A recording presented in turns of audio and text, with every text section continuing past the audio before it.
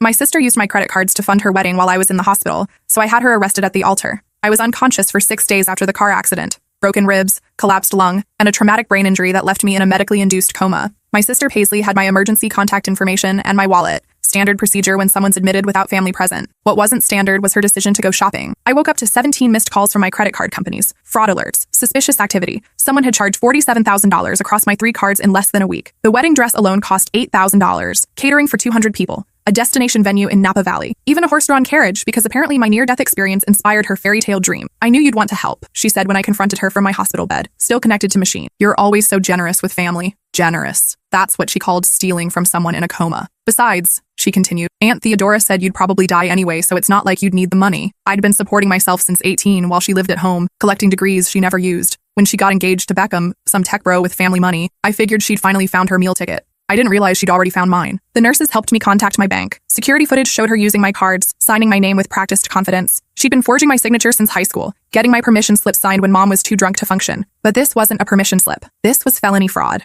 I hired attorney Vivian Blackwood from my tablet, explaining everything through gritted teeth and pain medication. Vivian specialized in family financial crimes and had a reputation for making white-collar criminals squirm. The timing is almost poetic, she said after reviewing the evidence. Her wedding is in 3 days. Would you like to make it memorable? I gave her permission to coordinate with Detective Reginald Morrison. They'd serve the warrant during the ceremony, after she said, I do, but before they were pronounced married. Maximum humiliation for maximum theft. The wedding was everything my money could buy. I watched from the parking lot as guests arrived in designer gowns and Italian suits. The church bells rang as Beckham's family mingled with ours, completely unaware of what was coming. At 3:47 p.m., just as the officiant asked if anyone objected, Detective Morrison stepped into the aisle. Paisley Westbrook, you're under arrest for identity theft and credit card fraud. Her bouquet hit the marble floor as he read her rights. Beckham stood frozen, his family's horrified gasps echoing through the sanctuary. Our father tried to intervene, but Vivian appeared with documentation proving every charge. As they led her away in handcuffs, still wearing her stolen wedding dress, she screamed at me through the church doors, "You'll pay for this!" That's when I realized something I should have seen coming. The wedding wasn't the only thing she'd been planning. 3 hours later, I was back in my hospital room when Vivian called with news that made my blood freeze. Your sister wasn't just stealing credit card information, she said. She filed papers to become your legal guardian while you were in the coma. The words hit me like a second collision. What does that mean? If approved, she'd have complete control over your finances, medical decisions, and estate. She claimed you had no other family capable of caring for you, and that she needed emergency powers to handle your affairs. I gripped the hospital bed rail so hard my knuckles went white. The machines around me started beeping as my heart rate spiked. She was planning to let me die. The timing suggests that, yes. She filed the guardianship petition the same day she maxed out your credit cards. If the court had approved it, she could have pulled your life support and inherited everything legally. My sister hadn't just stolen my money. She'd tried to steal my life. That night, I couldn't sleep. Every time I closed my eyes, I saw Paisley standing over my hospital bed, calculating how much my death was worth. The nurse found me at 3 a.m., staring at the ceiling, my pillow soaked with tears of rage. Bad dreams? She asked gently. Bad family, I replied. Detective Morrison visited the next morning with updates that painted an even darker picture. Paisley had been in my apartment multiple times while I was unconscious, not just to get my wallet. Security cameras show her removing documents from your filing cabinet, he explained. Insurance policies, bank statements, your will. She also accessed your laptop and phone. For what? We're still investigating, but it appears she was deleting digital evidence and transferring money from your savings account. She'd moved $23,000 to an account under her name before the credit card charges even started. The scope of her betrayal kept expanding. This wasn't impulse shopping. This was premeditated financial murder. There's something else, Morrison continued.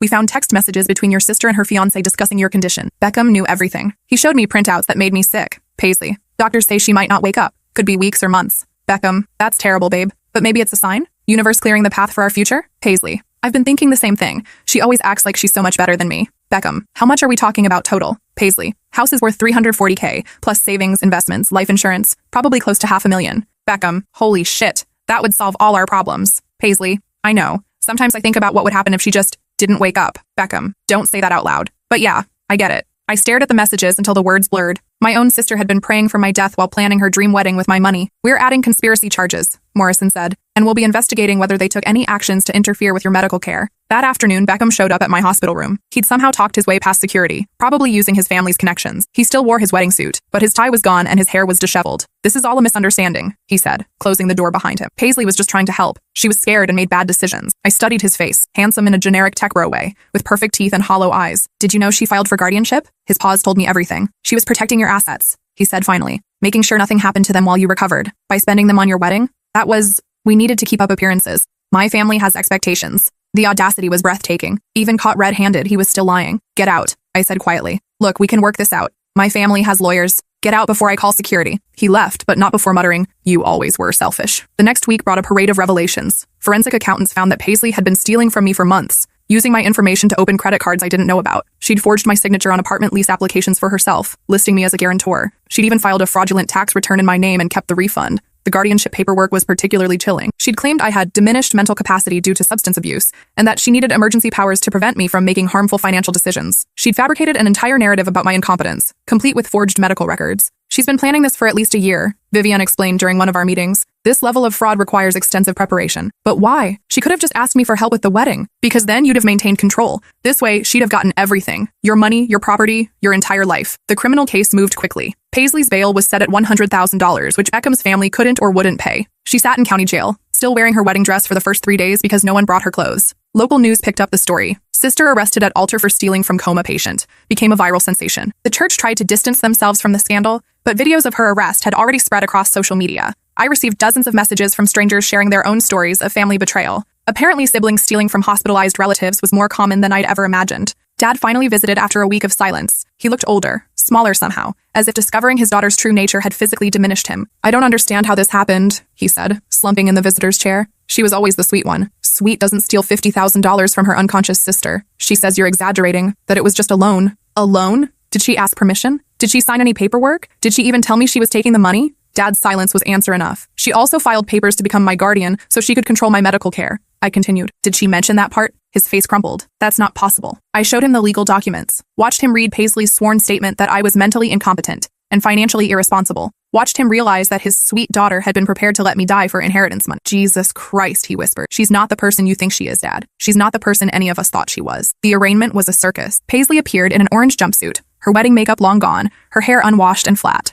She pled not guilty to all charges, but her lawyer, a public defender who looked overwhelmed, barely spoke. Beckham sat in the gallery with his parents, all of them maintaining careful distance from our family. His mother wore sunglasses indoors and kept checking her phone, probably monitoring social media coverage. During a recess, I overheard Beckham's father on his phone. We need complete separation from this situation. Change the locks on the beach house and cancel her access to the country club. She's not our problem anymore. Even her meal ticket was abandoning her. The prosecutor outlined the charges. 17 counts of identity theft, 12 counts of credit card fraud, forgery, conspiracy, and attempted guardianship fraud. Each count carried potential prison time. The defendant systematically stole from a family member who was fighting for her life in the hospital. Assistant District Attorney Helena Merced explained to the judge. She forged documents, lied to courts, and attempted to gain legal control over the victim's life and death decisions. This represents one of the most callous betrayals we've seen. Paisley's lawyer argued for leniency, claiming emotional distress and family dysfunction. The judge wasn't impressed. Bail remains at $100,000, she declared. Trial date is set for 6 weeks from today. As they led Paisley back to her cell, she turned to look at me for the first time since her arrest. Her eyes held pure hatred. This isn't over, she mouthed.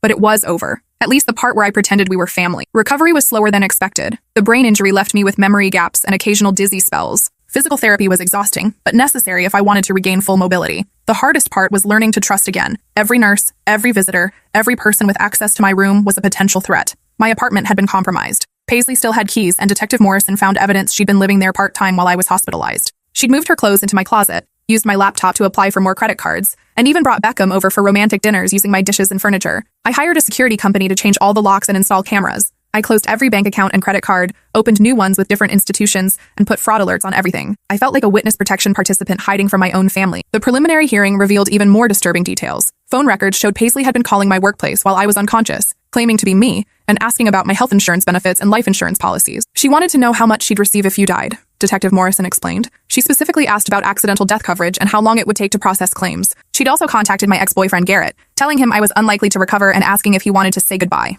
Garrett, being a decent human being, had immediately driven to the hospital, only to find me awake and alert, with no knowledge of any phone call. I thought it was weird that she was handling your affairs, he told me when I called to thank him. She always seemed jealous of your independence, jealous enough to kill me for it, apparently. The conversation with Garrett sparked a realization. I called my college roommate Zara, my former colleague Dimitri, and my neighbor Opal. Paisley had contacted all of them with sob stories about my deteriorating condition and subtle requests for financial help with my mounting medical bills. She'd been working multiple angles, using my near-death experience to scam money from everyone who cared about me. Zara had sent $500. Dimitri contributed $300. Opal organized a meal train and collected $800 from neighbors. None of this money had gone toward my medical care. It had funded Paisley's wedding preparations. The trial approached with mounting evidence. Beckham agreed to cooperate with prosecutors in exchange for reduced charges, providing text messages, emails, and recorded phone calls that documented their conspiracy. In one particularly damning recording, Paisley discussed hiring someone to accidentally disconnect my ventilator. It would just look like equipment failure, she said. Happens all the time in hospitals. That's really dark, babe, Beckham replied. But if it happened naturally,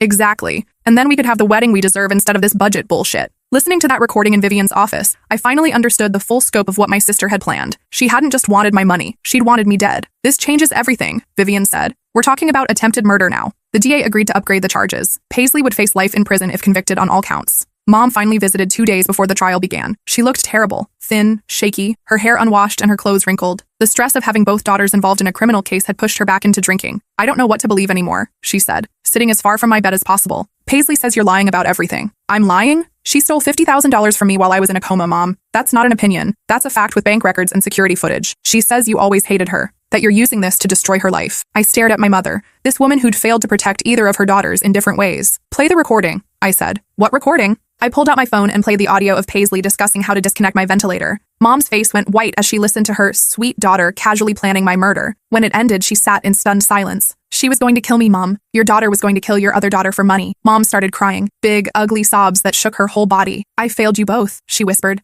I was so drunk, so absent. I didn't see what was happening. You didn't make her a sociopath, I said. But you did enable her. What do I do now? You testify truthfully at her trial, and then you get sober. The trial lasted 8 days. I testified on day 3, walking the jury through the timeline of discovery, waking up to fraud alerts, finding my apartment violated, learning about the guardianship petition. Paisley's defense attorney tried to portray her as a loving sister overwhelmed by family crisis, but the evidence was too substantial. Bank records don't lie. Security footage doesn't have emotions. Recorded phone calls planning murder don't show sisterly concern. Beckham's testimony was devastating. He detailed their conversations about my condition, their relief when doctors said I might not recover, their excitement about inheriting my assets. He broke down crying when prosecutors played his voice saying, "Sometimes I wish she'd just die already. I never meant it," he sobbed on the witness stand. I was just stressed about money. Stressed enough to plan her death? The prosecutor asked. We weren't actually going to do anything. It was just fantasy. Fantasy that included researching how to disconnect life support equipment. Beckham's silence condemned them both. The most shocking testimony came from Dr. Cornelius Hammond, my neurologist. He'd noticed irregularities in my care that made more sense now. Someone had been asking detailed questions about the patient's life support systems, he explained. Which machines were essential, which could be safely disconnected, how long it would take for alarms to sound. Who was asking these questions?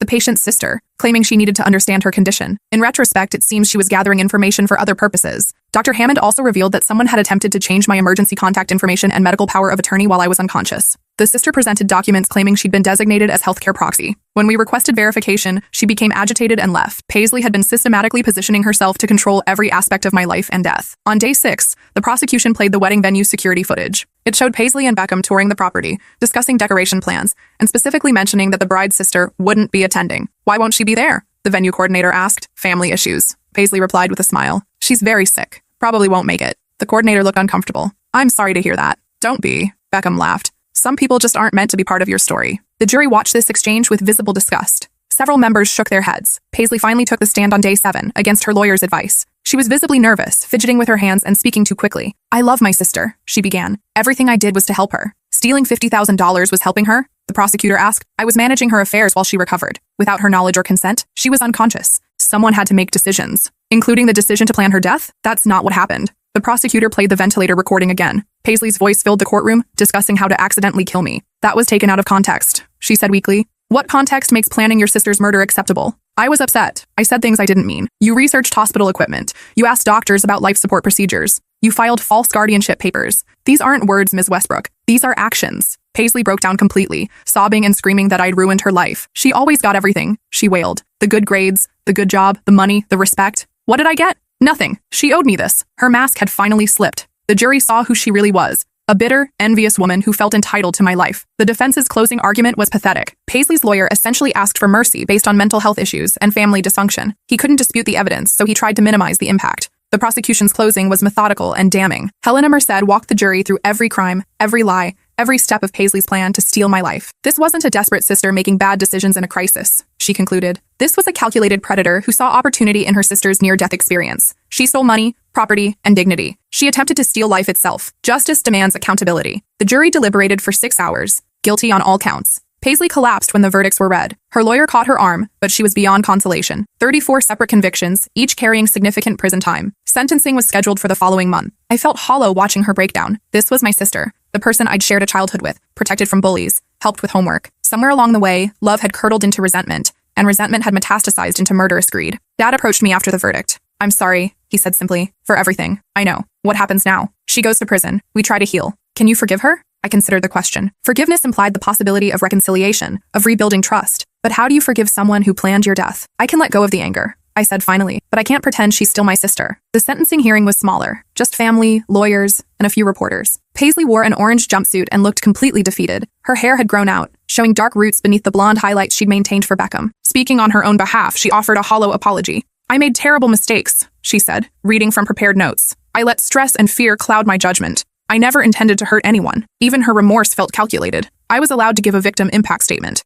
I'd written and rewritten it dozens of times, trying to capture the scope of betrayal without sounding vindictive. Your Honor, I began, my sister didn't just steal money from me. She stole my sense of safety, my ability to trust, my faith in family bonds. While I was fighting for my life, she was planning my death. While doctors worked to save me, she researched how to kill me. While I trusted her with my emergency contacts, she used that access to violate every boundary. I looked directly at Paisley. I will recover from the car accident. I will rebuild my finances. But I will never recover from learning that my own sister saw me as worth more dead than alive. Judge Franklin Ashworth had presided over thousands of cases, but even he seemed shaken by the evidence. Ms. Westbrook, he addressed Paisley. I have rarely encountered such calculated cruelty disguised as family concern. You exploited your sister's vulnerability at her most helpless moment. You turned love into a weapon and trust into a tool. He sentenced her to 27 years in state prison, with possibility of parole after 18 years. Paisley would be 46 when she first became eligible for release. Beckham received 5 years for conspiracy and fraud. His family had already frozen his trust fund and removed him from company leadership. His tech startup folded within weeks of his arrest. The civil case was straightforward. I sued for treble damages, 3 times the stolen amount, plus legal fees and emotional distress. Paisley's only assets were her car and some jewelry. Everything else had belonged to Beckham's family. I won a judgment for $297,000, knowing I'd never collect most of it. Recovery took months. Physical therapy helped with the injuries, but psychological therapy was harder.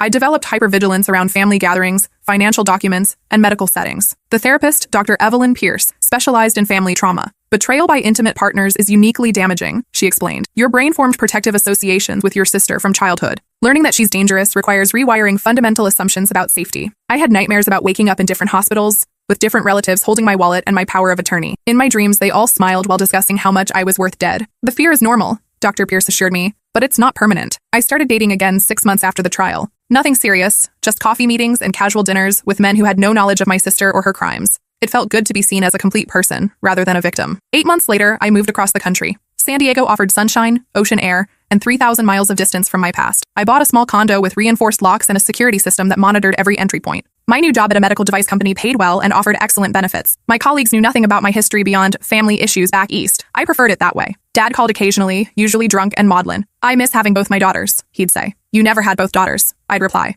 You had one daughter and one predator. She's still family. No, she's not. I blocked his number after he suggested I visit Paisley in prison for closure. Mom got sober 8 months after the trial. She joined AA, found a therapist, and sent me a formal amends letter, taking responsibility for her role in enabling Paisley's behavior. I was an absent parent who forced you to be the responsible one, she wrote. I failed to see warning signs because I was too drunk to see anything clearly. I don't expect forgiveness, but I want you to know that I see the truth now. We talked once a month, cautiously rebuilding something that resembled a relationship. She never mentioned visiting Paisley or maintaining contact with her. Some bridges burned completely. 2 years after the trial, Vivian called with news. Your sister filed an appeal, she said, claims ineffective counsel and prosecutorial misconduct. Will it work? Unlikely. The evidence was overwhelming, and her conviction was supported by physical evidence, recorded confessions, and multiple witnesses. This is probably a Hail Mary attempt. The appeal was denied 6 months later. Paisley's conviction stood. Around the same time, I received a letter from her, prison mail forwarded through my lawyer since I'd never given her my new address. Dear sister, I know you probably don't want to hear from me, but I need you to know that I've been thinking about everything that happened. Prison gives you a lot of time to think. I was wrong.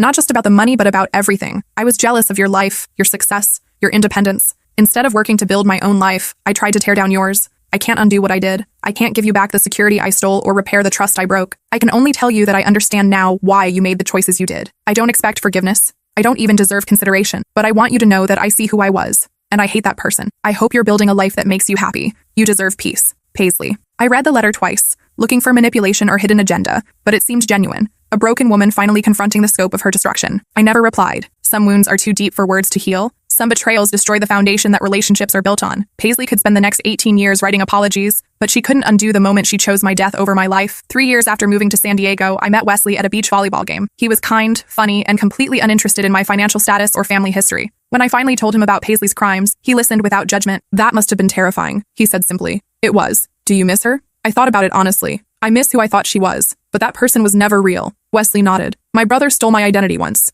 Nothing as serious as your situation, but I understand how family betrayal feels different. Different how? Strangers are supposed to hurt you. Family is supposed to protect you. When that reverses, it breaks something fundamental. We married 18 months later, a small ceremony on the beach with friends I'd made in California. No family from my side, just people who knew the person I'd become rather than the trauma I'd survived. Our wedding cost $3,000 total. Simple flowers, local catering, and a dress I bought off the rack. It was everything Paisley's wedding would have been if she'd paid for it herself. Understated, genuine, and focused on commitment rather than spectacle. The most beautiful part was knowing that every dollar spent was money I'd earned, saved, and chosen to invest in my own happiness. Wesley and I honeymooned in New Zealand, hiking mountains and exploring cities where nobody knew my name or my story. For 2 weeks, I was just a tourist taking pictures and eating local food. No hospital rooms, no courtrooms, no lawyers or detectives or journalists. Just peace. 5 years after the trial, I received notification that Paisley was eligible for a parole hearing. As the victim, I had the right to attend or submit a statement opposing her release. I wrote a letter to the parole board, to whom it may concern. Paisley Westbrook committed crimes that went beyond theft or fraud. She exploited my medical vulnerability to steal my resources and plan my death. She violated every boundary of family trust and human decency. While I hope she has used her time in prison for genuine reflection and growth, I believe she remains a danger to vulnerable people, particularly family members who might trust her with sensitive information. I request that her parole be denied and that she serve her full sentence. Thank you for your consideration. The parole board agreed. Paisley would remain in prison for at least 3 more years before becoming eligible again. Wesley and I bought a house with a mortgage I could afford and furniture we chose together. We adopted a dog named Pepper, who greets me at the door every evening as if I've been gone for years instead of hours.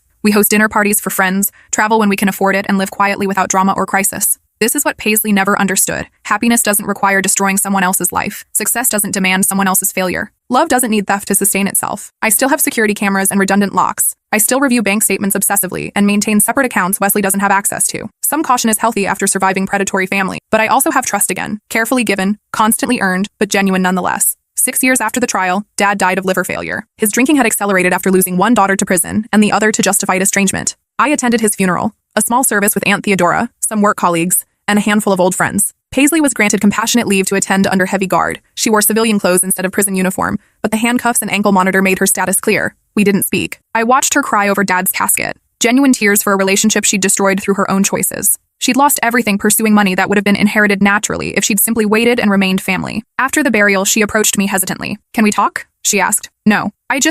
No." I walked away before she could finish. Some conversations serve no purpose beyond reopening wounds. Aunt Theodora cornered me at the reception. "You're being awfully hard on your sister," she said. "Family should forgive family. Family shouldn't steal from family either. She made mistakes. She planned my murder, Aunt Theodora, not mistakes. Attempted murder." Aunt Theodora, who had suggested I'd probably die anyway, had no response to that. I left my childhood hometown after Dad's funeral and never returned. Wesley and I celebrated our 3rd wedding anniversary by taking a cooking class together. We laughed as we burned our first attempt at paella and succeeded brilliantly with our second. That evening, we ate dinner on our patio while Pepper chased fireflies in the yard. "Any regrets?" Wesley asked. "About what?" "Having your sister arrested, cutting contact with family, moving across the country." I considered the question seriously. 3 years of marriage had taught me to trust his genuine curiosity about my thoughts and feelings. "None," I said finally. "Every choice I made protected my life and my future. Even when it was hard, especially when it was hard." Wesley reached across the table and took my hand. "I'm proud of you," he said, "for surviving everything and building this life. We built this life, you built the foundation. I just added to the structure." That night, lying beside my husband in our own home with our dog sleeping at the foot of our bed, I realized something important. Paisley had failed. She tried to steal my money, my property, my health, and my life, but she couldn't steal my resilience, my capacity for love, or my ability to build something beautiful from broken pieces. I was 34, happily married, financially stable, and surrounded by people who valued me for who I was rather than what I owned. The life I'd built was mine entirely, earned through my own work, protected by my own choices, shared with people who respected rather than exploited me. Paisley was 32, serving 27 years in state prison for attempting to murder her sister for inheritance money. She'd lost her freedom, her reputation, her relationship, and her family. Everything she'd wanted to steal from me, she destroyed for herself. Justice wasn't just about punishment. Justice was about restoration, returning to victims what criminals had tried to take. Paisley couldn't return my sense of safety or family trust, but I'd found safety in different ways and built family from chosen connections rather than blood obligations. 7 years after the trial, I received a call from Detective Morrison. "Your sister is up for parole again," he said. "Thought you should know." "Are they likely to grant it?" "Doubtful. She's had disciplinary issues in prison, fighting with other inmates, contraband possession, attempting to manipulate guards. The pattern suggests she hasn't changed much." I wasn't surprised.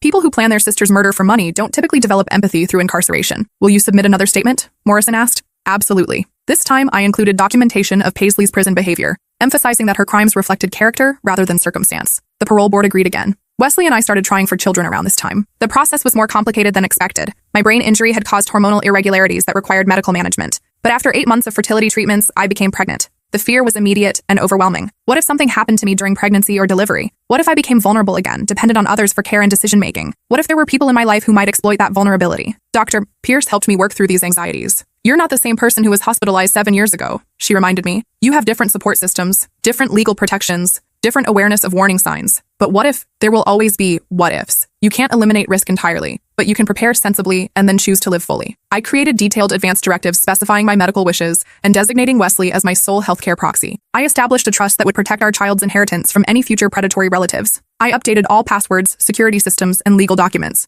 Most importantly, I surrounded myself with people who had proven their trustworthiness over years of consistent behavior. Wesley was incredible throughout the pregnancy. He attended every doctor's appointment, read parenting books, and began converting our spare room into a nursery. When I had nightmares about someone stealing our baby, he held me until the fear passed. No one can take our family from us, he promised. We're building something different than what you grew up with. Our daughter Ivy was born healthy and perfect on a rainy Tuesday morning in October. Wesley cried when he held her for the first time. I cried when she gripped my finger with her tiny hand. I'd created life instead of having mine taken. I'd built a family based on love rather than exploitation. That night, as I held Ivy while she slept, I thought about Paisley. She was 35 now, still in prison, still alone. She'd chosen money over family and lost both. I'd chosen family over money and found both. The difference wasn't luck or circumstance. The difference was character. 18 months later, Wesley received a promotion that required relocating to Portland. We sold our San Diego house and bought a larger one near good schools and safe neighborhoods. I found work at a medical research facility that offered flexible hours for working parents. Ivy thrived in her new environment. She was curious, fearless, and completely secure in her parents' love. Watching her explore the world with confidence reminded me how important safety is for development. I'd never had that childhood security. I'd been protecting myself and others from early adolescence, hyper-aware of threats and danger. Ivy would grow up different, protected but not paranoid, cautious but not fearful. On her second birthday, we hosted a party with neighborhood families and friends from work. Kids ran through our backyard while parents chatted over coffee and cake. It was ordinary, pleasant, and completely free of drama. This was the life Paisley could have had if she'd chosen differently. She could have been the aunt who spoiled Ivy with inappropriate gifts and taught her bad words. She could have been part of birthday parties and holiday celebrations. Instead, she was a cautionary tale I'd someday have to explain to my daughter. 10 years after the trial, I received final notification that Paisley had been denied parole for the third time. She wouldn't be eligible again until she'd served at least 20 years of her sentence. By then, Ivy would be 8 years old. I tried to imagine explaining Paisley's existence to her. Mommy had a sister who made very bad choices, I might say. She's in prison because she hurt people. Will I ever meet her? No, sweetheart. Some people aren't safe to be around even when they're family. That's sad. Yes, it is. But it's also why we're careful about who we trust and why we treat people with kindness. Wesley and I discussed how much to tell Ivy about my history. Too little information might leave her vulnerable to manipulation. Too much might make her fearful of family relationships. We'll tell her age-appropriate truths, we decided.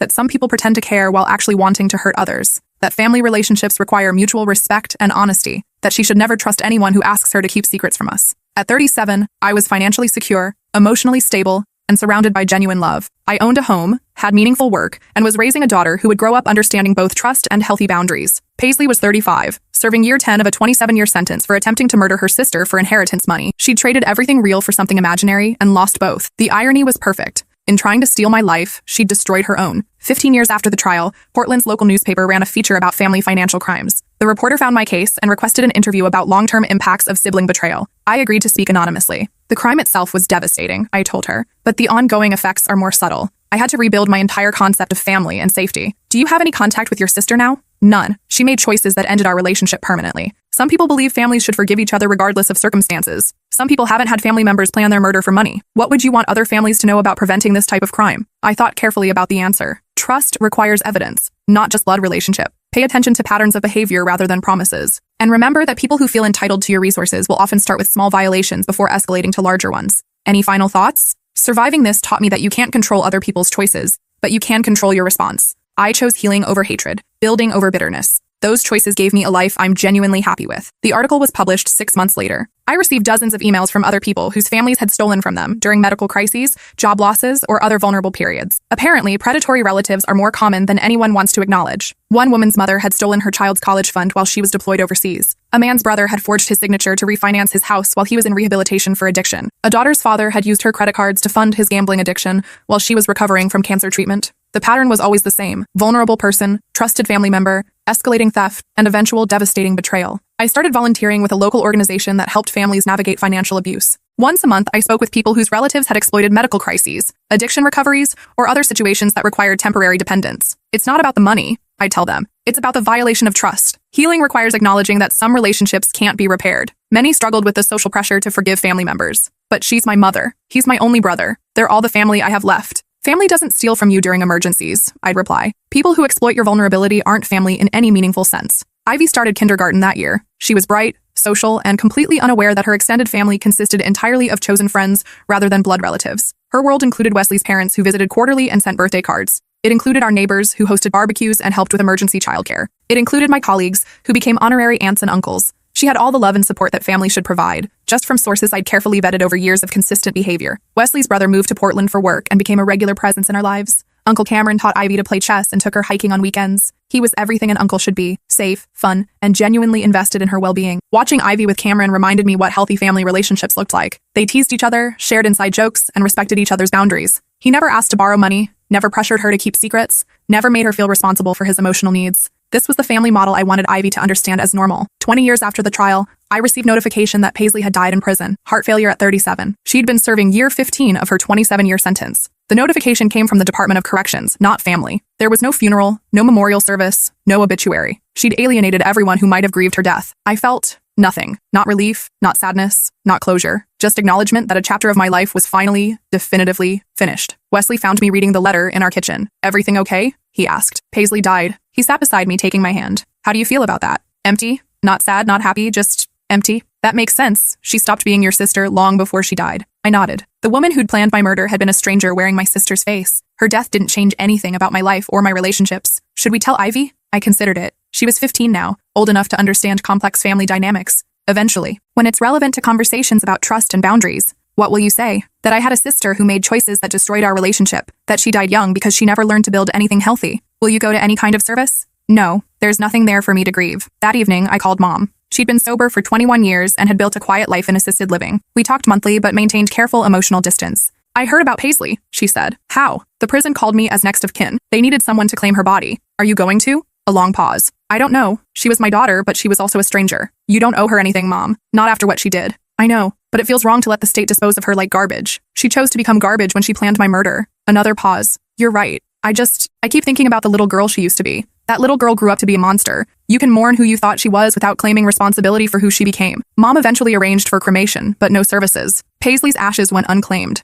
Ivy graduated high school with honors and acceptance letters to 6 universities. We celebrated with a party that included all the family that mattered, chosen friends who'd supported her through years of growth and discovery. She decided to study psychology, inspired by conversations about trauma recovery and family dynamics. "I want to help people like you did," she told me. "People whose families hurt them. That's important work," I replied. "Just remember that healing others can't heal your own past." "I know, but understanding dysfunction helps prevent repeating it." Smart kid. She'd learned lessons at 17 that had taken me decades to understand. At 42, I looked back on 25 years of life after near-death and attempted murder. I'd built a career, a marriage, and a family. I'd bought homes, traveled internationally, and contributed to my community. I'd loved deeply, trusted carefully, and protected what mattered. Paisley had traded all of those possibilities for $47,000 and 27 years in prison. She died poor, alone, and forgotten by everyone who should have loved her. The arithmetic of our choices couldn't be clearer. Wesley and I renewed our wedding vows on our 20th anniversary. Ivy, now 18 and home from college, served as our witness. The ceremony was simple, just the 3 of us on the beach where we'd honeymooned 20 years earlier. 20 years of building something beautiful together, the officiant said.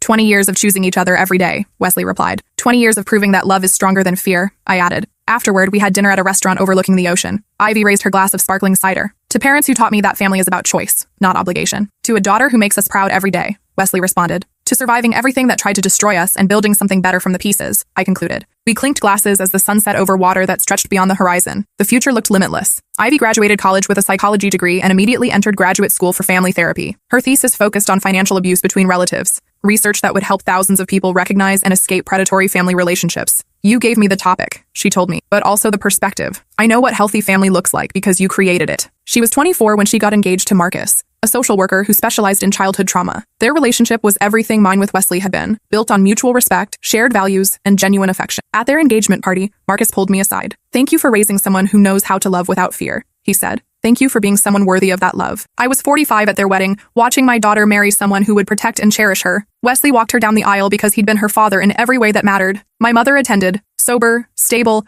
and proud of the woman she'd helped create despite her early failures. The wedding cost $12,000 total, paid for entirely by money Ivy and Marcus had saved together. Simple flowers, local catering, and a dress she'd chosen because she loved it rather than because it impressed anyone. It was everything Paisley's wedding would have been if she'd learned to value love over spectacle. During her reception speech, Ivy thanked the family who'd raised her. "My parents taught me that family is defined by love, not by genetics. They showed me what commitment looks like when it's chosen, rather than obligated. They proved that you can survive terrible things and still build beautiful lives." She looked directly at me. Mom survived someone who was supposed to love her trying to kill her. She turned that betrayal into wisdom, that trauma into strength, and that isolation into chosen family. I am who I am because she chose healing over hatred. The room erupted in applause. Wesley squeezed my hand. "You did that." he whispered. You built all of this. I looked around the reception, at friends who'd become family, at a daughter who would break generational cycles, at a son-in-law who understood the value of the woman he was marrying. Paisley had tried to steal my life and ended up giving me something better. Her betrayal had taught me to choose family carefully, love deliberately, and protect fiercely. She died alone and forgotten. I was surrounded by people who would grieve my loss and celebrate my memory. The difference was 25 years of different choices. Ivy's first child, my granddaughter Elena, was born when I was 47. Holding her in the hospital room,